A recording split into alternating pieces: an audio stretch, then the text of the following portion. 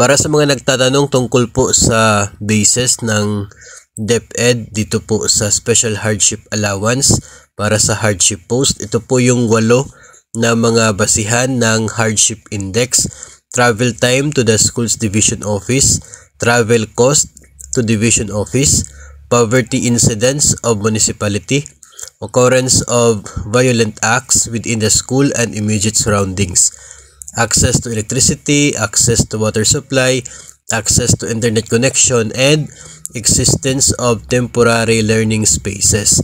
So ito po yung mga factors na naging basihan ng DepEd pagdating po doon sa computation ng hardship index sa bawat paaralan.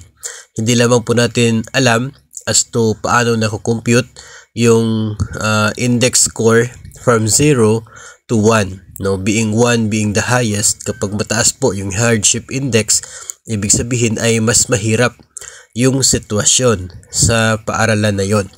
So sa ngayon, yung basis is 0.33 pataas na mga hardship index scores para eligible sa hardship post. No, na hindi po malinaw kung bakit yung ibang malalayo ay mas mababa yung hardship index compared doon sa ilang mga paaralan na naging eligible.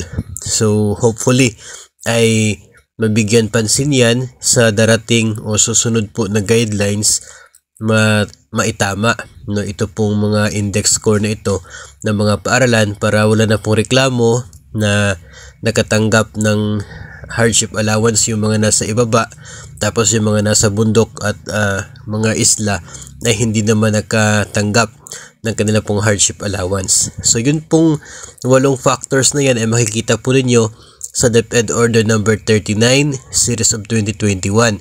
Yun pa rin kasi ang basis no ng hardship allowance for the year 2024 and the next years, unless kung maglalabas ng bagong guidelines. So hanggat wala pong bago, ito muna po yung masusunod no, na mga nilalaman itong DepEd Order number 39 series of 2021. Tapos yung listahan na latest na listahan ng eligible schools sa hardship post ay nasa DepEd Order number 17 series of 2023.